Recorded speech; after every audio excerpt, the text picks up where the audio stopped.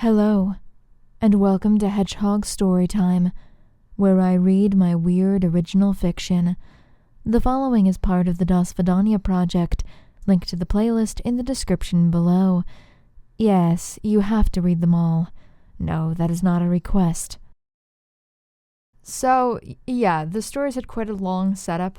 We did have one very exciting chapter, but now is the entrance to Act 2. It's weird having an actual, 3-act structure instead of Edie Valley that was just like, what could happen this week? How about this? Okay, cool, let's do it. But I'm excited. So, without further ado, here we go. Chapter 8. Biegnę, этот холм. She should be waiting for a plan. Backup. Anything. If she's discovered now, the cards will be all out on the table, and that will be the end of her quest. But this is something new. Ada has seen both of the older sisters sneak off to the North Wing at various points, but never in such a frantic hurry. And this time, Ivan is with them, carrying Maria in his arms like she weighs no more than a sack of flour. He and Natalia are muttering to each other in anxious tones, but Ada can't get close enough to hear. She flits from shadow to shadow, staying as close as she dares. Natalia pushes back the curtain that separates the northern hallway from the rest of the house, and the three of them are gone. But it is here that Ada stops in her tracks. Up till now she's had plausible deniability, but one step beyond these curtains is strictly prohibited. If she's discovered there, well, she supposes that she won't be worrying about Jack anymore. But she has to make a move sometime, right? How long has she been here? 2 months? Bordering on 3? Is she just going to keep waiting, and waiting on the people who have her brother? No. She's going to take Mishka's arrival as a sign. Now she has a potential accomplice, a potential witness. If she says that she's been in the servants' quarters all afternoon, he'll say the same. Because if he doesn't, she knows his secret. A small pang hits her chest as she remembers that she has yet to tell him her side of things, but that can wait. Right now, she takes a deep breath, and as silent as a draft through a window, she continues to follow their voices, through the curtain and beyond. The North Wing is just as dark and dusty as she imagined. Officially, it isn't in use, as it'd be far too much work to maintain, and the space is never used for anything besides. So it had been closed off and left to fall into disrepair. Each of the windows has heavy sheets draped over them from ceiling to floor, painting the whole hall in uniform darkness. This isn't ideal, but she makes do, sticking firmly to the spaces in between the few shafts of light that sneak through the heavy cloth. The twins have gotten further away than she likes, but she catches just a short glimpse of them before they enter a room towards the end of the expanse. Ada creeps up as quietly as she can. The door is solid wood, no way at all for her to peer inside, but she can still listen. Put her there, Natalia is saying, and there's a gentle thump. Ivan must have put Maria down somewhere, but why bring an ailing girl to an abandoned, empty room? Then Ada freezes. But it is then she realizes that the room is not empty at all. What are you doing? Slurs out a new voice. Clearly male, but it can't be Ivan, because with a jolt, Ada realizes that the voice is speaking not in Russian, but in English. She can't help herself. Her breath catches in her throat, and the sound is just loud enough to be audible. Did you hear something? Ivan asks suddenly, and Ada's hand goes to her mouth. There is silence in the room for a good few seconds. But Ada is able to let that breath out as the fourth voice speaks again. Why won't you speak to me? Of course, neither of the coherent Volkov siblings know English, so the man's question is again ignored. Keep him still, Natalia instructs. Ada's seemingly forgotten. After her instructions must have been followed, she continues in a much softer tone. Find him if you can, Maria. Keep him in your garden as long as you can. The next minute or so brings sounds that Ada finds nearly indescribable. Whimpers, moans and shaking so hard that it causes the harsh grating of metal to cut straight through her eardrums. She's about to break into the room just to see what's happening when it simply stops. Silence hangs over the corridor for what seems like an eternity. But just before it happens, Ada can feel the change in the air, feel someone open their mouth to speak. It feels nice to get some fresh air. This is an entirely new voice, speaking in Russian, but too low to be even Ivan. The inside of his mind is so damp. To what do I owe the pleasure, Mademoiselle Volkovna? There is something unpleasant in that last sentence, the sneering way they refer to Natalia, but Ada can't place her finger on it. We're almost ready. Natalia responds stiffly.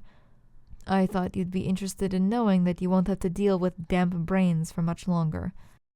Your little project, the voice asks lazily. I do sincerely hope for your sake that it works, because I'm growing bored, and we all know what I'll do if I get too bored. The woman scoffs. I know your rules. You can't get to me unless I let you. It's only a matter of time, my dearest. The voice chuckles, and the coldness sends a shiver down Ada's spine. You know you were always meant to be mine. I belong to no one, least of all you.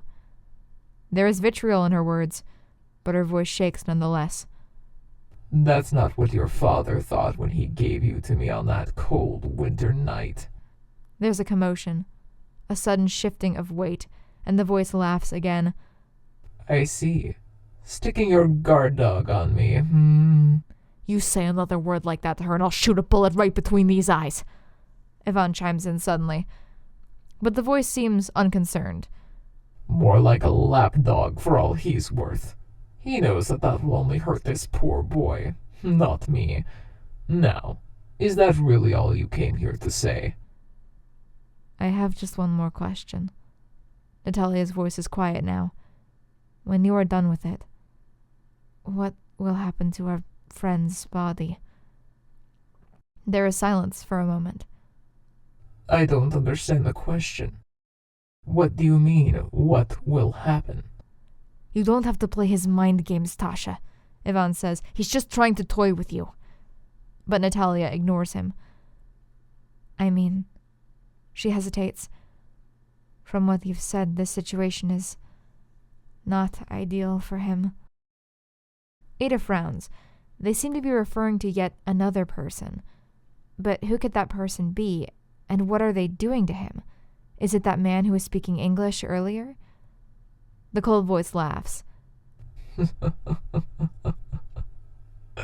Is that guilt I'm hearing, my dearest? Certainly not from you. I thought you were willing to do whatever it took to save yourself. Quit laughing, you fucking bastard! Ivan barely manages to get the words out through the grinding of his teeth. Vanya, please. Natalia intones. Answer the question. Our dear friend is still very much alive, the voice states.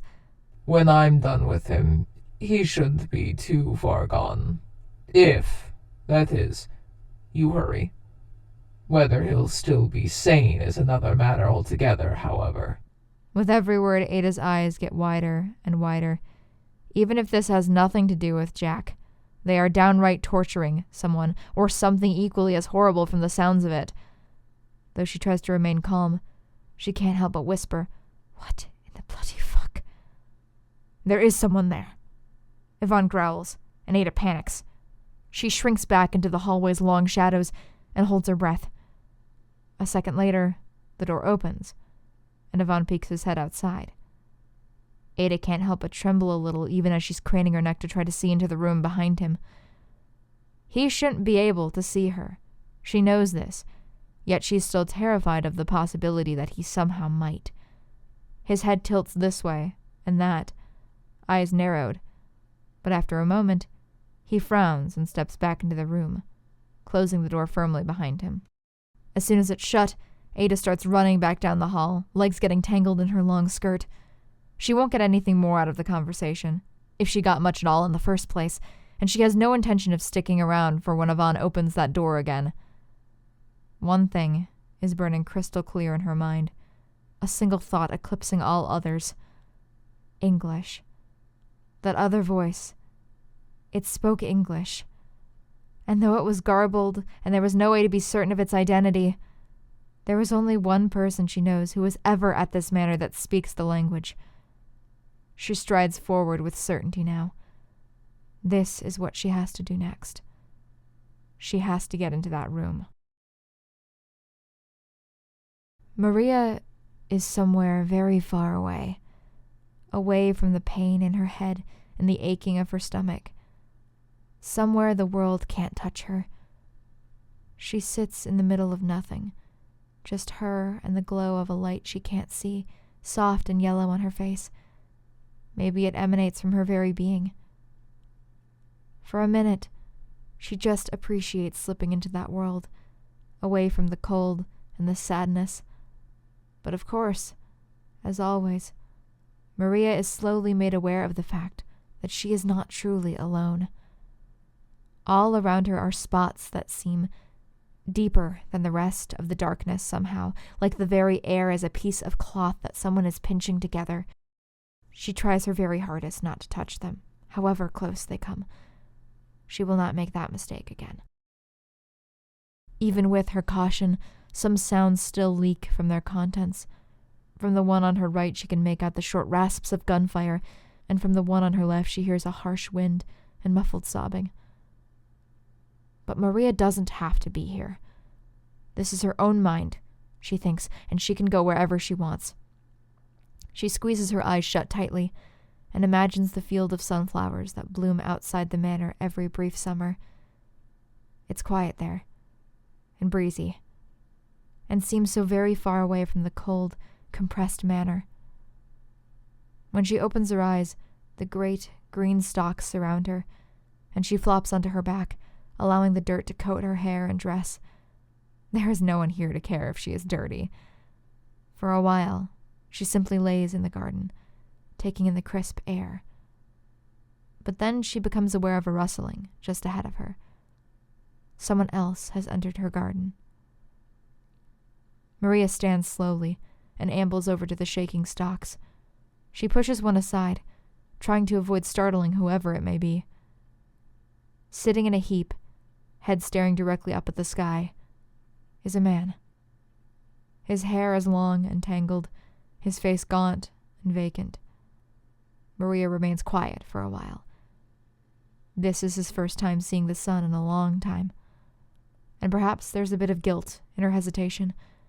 She herself is culpable in this poor man's fate, after all. You don't have to hover. His voice is cracked and husky from disuse, but his accent is still detectable underneath it all. Even if his Russian is very good, when he's coherent, at least, it's hard to hide an accent. I don't hold anything against you. She pushes the last stalk out of her way and takes a step towards him. I think you probably should. I'm just as much a part of this as my siblings. I suppose, he admits. You're the only one who has ever given me any peace. As he breathes in deeply, he glances up at her and pats the ground beside him. Though she's still hesitant, Maria sits. I just wanted to give you a rest. How do you do it? Whatever this is. The man gestures vaguely to the garden around them. Unless I've finally gone completely mad and you aren't even real in the first place. Even if I told you I was, there's no way to really know, Maria admits.